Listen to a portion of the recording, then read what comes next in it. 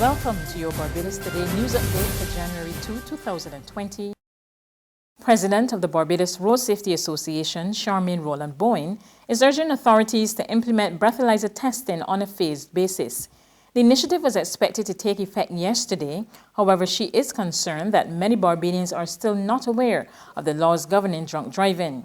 Rowland-Boyne suggests that only people involved in serious accidents should be immediately tested if police suspect they were driving under the influence. Motorists found guilty of driving under the influence of alcohol faces fines of $5,000 or 2 years in prison. A routine patrol by police in the wee hours of the first day of 2020 led to the seizure of several illegal items, including guns. Police said members of the Tactical Response Unit were in the area of Marlhole Gap, St. Michael, just after midnight on Wednesday when they came upon a group of men who ran away. The officers searched the area and found a firearm and magazines, several rounds of ammunition, a quantity of drugs, ski masks, and various articles of clothing. A local doctor is urging youth groups across the Caribbean to become more involved in getting young people to make lifestyle changes to reverse the increasing trend of childhood obesity. Speaking at the start of the Caribbean Leaders Youth Retreat, Senator Dr. Crystal Haynes outlined statistics that paint a worrying picture of the current situation as she called for action. Global statistics from the World Health Organization indicate that among children, the rate of obesity has increased fourfold in 4 decades, from 4% to 16% in 2016. But this threat disproportionately affects middle and lower income countries like Barbados and like our neighbors. Regional figures indicate that 1 in 3 children in the Caribbean are either overweight or obese. The World Health Organization Global School Health Survey in 2012 was conducted at 26 schools across Barbados, and that study indicated that 31.5% of children were overweight and 14.4% were obese. Dr. Haynes warned that the consumption of sweet drinks was a major bugbear. She noted that the soda tax introduced by the government a few years ago had reduced consumption of those beverages by between 6 and 16% and increased water consumption between 6 and 7.5%. Dr. Haynes said there's still a need for a strategic plan. You can see how legislators and policymakers have a role to play in ultimately getting the nation on a healthier path. So we definitely have a role to play. But also at the end of the day, it's up to us as individuals and as civil society organizations also to do whatever we can to get the message out and to positively impact the health of our young people. There's regional and international news after this short break. Festive Friday at the Bridgetown Night Market at Pelican Craft Center. Kick off the weekend this Friday from 4 p.m. to midnight with loads of food, drinks, and entertainment. Get ready for Crop Over with the Rhythm Roots Street Parade. Party like it's Kadooman Day on the street around Pelican Village with costume reveler, music, and more. It's Festive Friday. It's Festive Friday at the Bridgetown Night Market at Pelican Village Center from 4 p.m. to midnight. Admission free.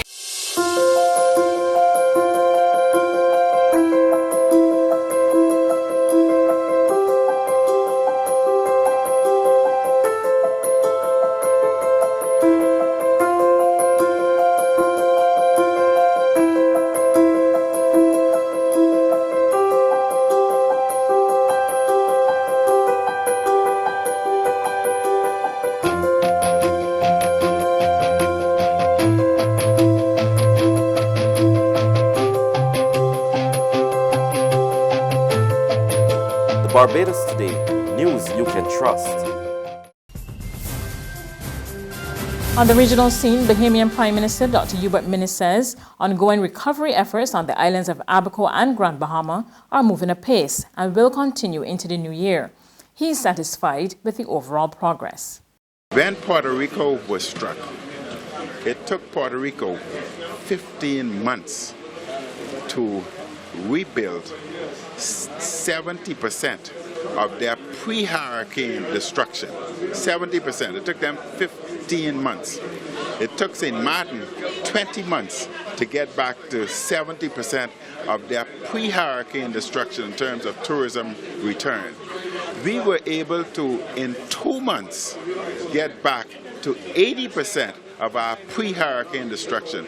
So I think the Bahamas has shown the world, we've set a path what the world can look at and see what has been done what the Bahamas has done to achieve an 80% return in 2 months that others have taken 15 and 20 months to do 70% in 15, 20 months. So we've set